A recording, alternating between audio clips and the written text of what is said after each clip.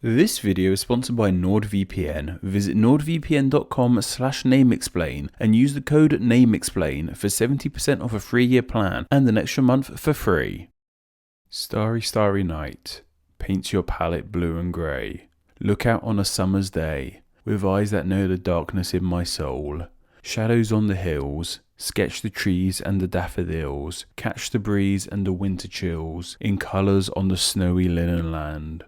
Now, here's something you may not know about myself. As much as I adore names and language, I have another love in my life: art. I mean, I haven't kept the secret too quiet in all honesty. If you cast your mind way back, we made a whole video about how various works of art got their name, and what those names might mean. And if you follow me on Instagram, which you should by the way, at NameExplainYT, you will know I use the platform just to consolidate and share all my favourite works of art. It's a world I seriously enjoy, and I often say to myself that the only reason I got into writing was because I couldn't draw, which I'm sure you all agree with from the drawings I make for these videos. And of course, art can only be enjoyed thanks to the many amazing artists that have graced our planet. Many of my favourites include the likes of Da Vinci, Rembrandt, Carlo, Hopper, Dali, Magritte, and even more modern artists like Damien Hirst. However, perhaps one of the most famous artists of all time, and one of my personal favourites, is the troubled man from the Netherlands, and that is of course Vincent van...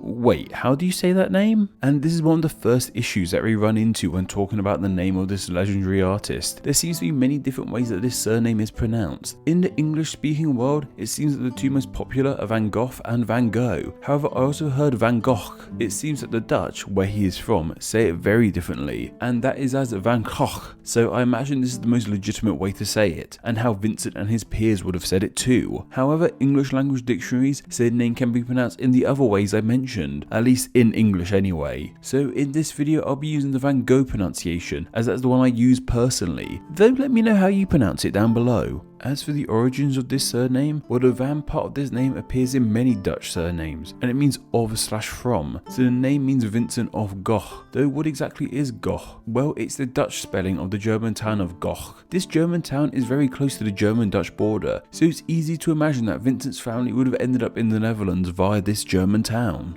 In this video series, we seem to spend a lot of time looking into awful people who did awful things, and while that's great for views, it's not good for monetization. Plus, I don't like giving too much attention to the bad guys of history. So today, let's look into the life of a very troubled soul, whose paintings have brought joy and wonder to so many long after his death, and of course find out if anyone alive to this day is related to Vincent, and if any of them still carry that surname of Van Gogh. Vincent Willem van Gogh was born on March 30th, 1853, in the town of Zundert in the Netherlands. He was born 1 year after his first brother, who was too named Vincent van Gogh. However, this first Vincent was stillborn, so from the start of his life, our Vincent would have seen a gravestone with his name and birthday on it, which can really be seen as setting the tone for the gloomy, troubled life that Vincent van Gogh led. He was the second born of father THEODORUS van Gogh and mother Anna Carbentus. His father was a country minister, however his mother was too an artist who loved nature and watercolours, and it would seem her love of art transferred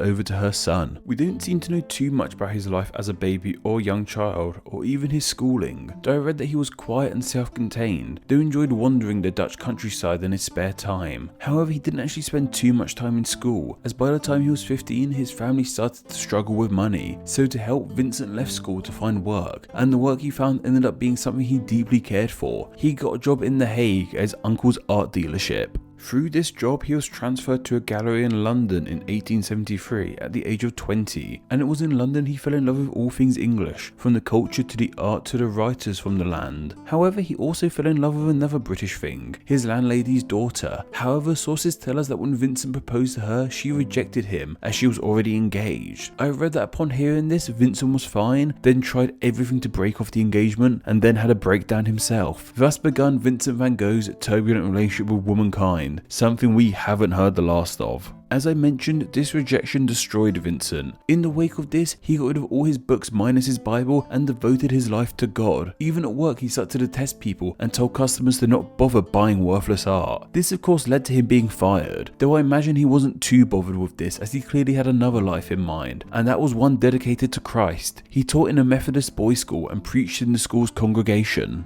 He hoped, however, to become a minister, and despite training for a year to become one, when it came to taking his exams in Amsterdam, he refused to, as the exam was in Latin, and he dubbed Latin a dead language. This happened in the Church of Belgium too. Because he was being denied the chance to become a minister, in 1878, Vincent took his services to a coal mine in the south of Belgium, where he preached and ministered to the sick, and even drew pictures of them. Here he became known as Christ of the Coal Mine. Eventually, however, his contract with the church expired and was not renewed, meaning that once again he had to find another new line of work. In 1880, at the age of 27, Vincent van Gogh finally decided to pick up a paintbrush and become an artist. He had no formal training in the art, but read books on how to paint. By 1885, he began work on Potato Eaters, what is considered to be his first true masterpiece. To pursue his art, he moved to Paris, where the new trend of Impressionism was taking off. And of course, we know now that Van Gogh would become one of the most celebrated figures in this style of art. As his style developed, he started to paint more and more, including his famous bedroom, his sunflowers and many other flower portraits, and of course his famous self-portraits. Overall, he created over 2,000 works, including oil paintings, watercolors and sketches. However, despite how beloved and valuable his work is now, he didn't sell a single painting in his lifetime. His life as a painter was not working out too well, and neither was his love life. He kept on finding himself in love with troubled women he thought he could help, perhaps most noticeably his companion of Klasina Molia Hulnik, an alcoholic prostitute. He tried to help her, but by 1882 she was back to being a prostitute and an alcoholic, which of course led Vincent into another deep depression, where he travelled across the Netherlands drawing the landscape and the people. Later he became obsessed with Japanese art and studied Eastern philosophy to better his own life. He wished to visit the land of the rising sun, but instead took up residence in the town of Arles in southern France in 1888. As he was informed the way the light reflects in this town is just like the light in Japan. He was still short of money but valued his work, buying paint instead of food with whatever money he could get. It was here his mental and physical health started to decline, and he was living off little more than bread, coffee and alcohol. It was even said he was eating paint. It was one night in Arles in 1888 that Vincent went to a brothel with a razor blade in hand, and once he was ready to leave, held out a blood-covered hand to the prostitute he had spent the night with, and in that hand was his own ear, as he had, now famously, cut it off. He spent the rest of 1888 in hospital, and by 1889 he had moved into an asylum in France after the people of Arles signed a petition stating that he was a threat to the town. It was in the grounds of this asylum, in one night in May 1889, that he started work on perhaps his most renowned painting, The Starry Night. Once he was out the asylum, his mental well-being started to dwindle once again. On July 27th, 1890, when no hope was left in sight on that starry night, Vincent shot himself. He didn't die on the spot though. Instead, he made his way back home and was taken to a nearby hospital, where he eventually died 2 days later on the 29th of July 1890. And of course, after his death, his surviving family saved as much of his work as they could, and many of his family were fortunate enough to see his work given the respect it deserved within their lives. But that was just a brief overview on the life of Vincent van Gogh, one filled with a lot of pain and trouble that he harnessed into the beauty of his paintings. Though what about the name of Van Gogh? Does it still live on in relation to the painter? Well, from what I told you about Vincent's love life, I'm sure you can tell he didn't have any children of his own. So to find an answer for this, we're going to have to look into his siblings, and for this we are fortunate. Vincent was the eldest of 6 children to survive into adulthood, his younger siblings being Anna, Theo, Elizabeth, Wilhelmina and Cornelius. And out of these siblings, there is one in particular we were really interested in, and that is his brother, Theo. If you are knowledgeable of the life of Van Gogh, then you will know I really missed him out of retelling Vincent's story. Theo was an art dealer and incredibly close to his brother. In fact, most of what we know about Vincent comes from letters between these two brothers. Theo supported his brother financially and emotionally, and always supported his dream to be an artist. It was Theo who tried so often to sell his brother's paintings, and pretty much all the money Vincent had came from Theo. In fact, it was Theo who came to visit his brother after he had sliced his own ear off and shot himself, and Vincent even died in the arms of his brother. Theo died shortly after Vincent, just 6 months later at the age of 33. However, before Theo's early death, he married a woman by the name of Johanna Bonga. Together they had one son, who they named in honour of Theo's brother. This second Vincent was born on the 31st of January 1890, the same year as the original Vincent died. To stop things from becoming a bit confusing with both these Vincents, we'll call this nephew of the original Vincent the engineer, as it seems that's what others called him too. This nickname comes from the fact that he studied engineering at university in Delft and worked as an engineer throughout his life in France, the USA, and even Japan. Following the death of his mother, the engineer received his late uncle's collection of paintings. It was he who wanted to make sure that these paintings could be enjoyed by many for years to come, even after his death. So in partnership with the state of the Netherlands, he transferred Vincent's collection of paintings into the Vincent van Gogh Foundation that he helped set up, and in turn they built together the Van Gogh Museum in Amsterdam, where the majority of his paintings can still be seen to this very day. Their biggest emission, however, is the Starry Night, which resides in New York City in their Museum of Modern Art. The engineer died in 1978. He was married twice in his life. With his first wife Josina, he had 4 children, Theodor,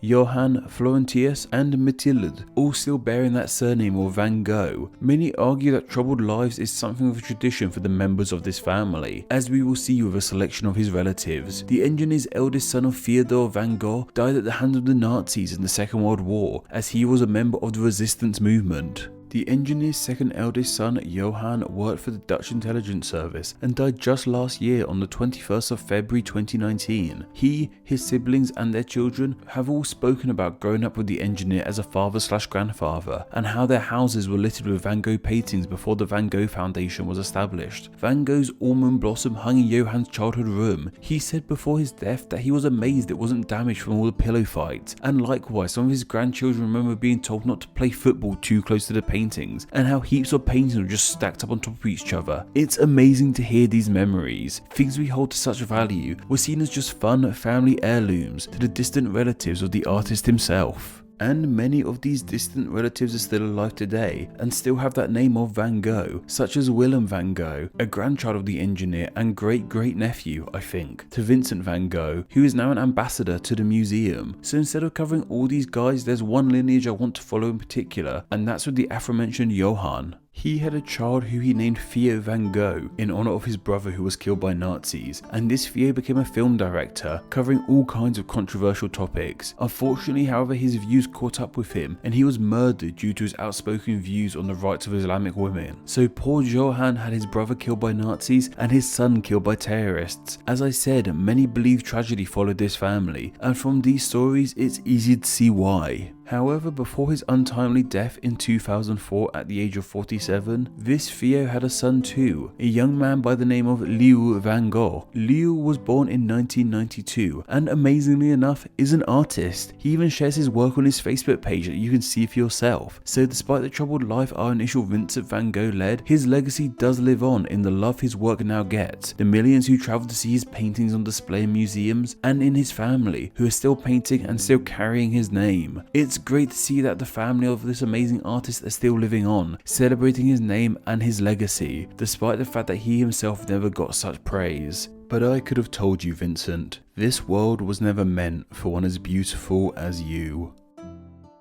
Now, say if you were to travel to Amsterdam yourself to see the work of Van Gogh with your own eyes, I imagine you'd be using public Wi-Fi that can be seriously unprotected. If that's the case, then remember to use NordVPN, who have very kindly sponsored today's video. Nord have thousands of servers in over 60 countries which you can connect to, making sure you are safely browsing no matter where you are in the world, and this means you can access content that may not be available where you are. If I were in Amsterdam myself but I missed my British internet, I could connect to one of Nord's UK servers, and I'll be browsing like I never left my house. Nord can also let you take back control of your internet experience. It might sound weird, but we don't all see the same internet. Different ads will be shown to you compared to what I see at the start and during this video. But it's not only this. Google will bring up different search results for two people even if they search the same thing, and news sites will prioritize different news for you to see based on your history. With a secure server like Nord, however, this bias in your browsing won't be present and will allow you to have a cleaner, more enjoyable online experience. If this sounds awesome to you, then what goes good luck, as NameExplain viewers can currently get the fantastic deal of 70% off a 3-year plan and an extra month of NordVPN for free by going to nordvpn.com/NameExplain and by using the code NAMEEXPLAIN, which will all be linked down below. Once again, that's nordvpn.com/NameExplain and code NAMEEXPLAIN. Thank you once again to NordVPN for sponsoring today's video.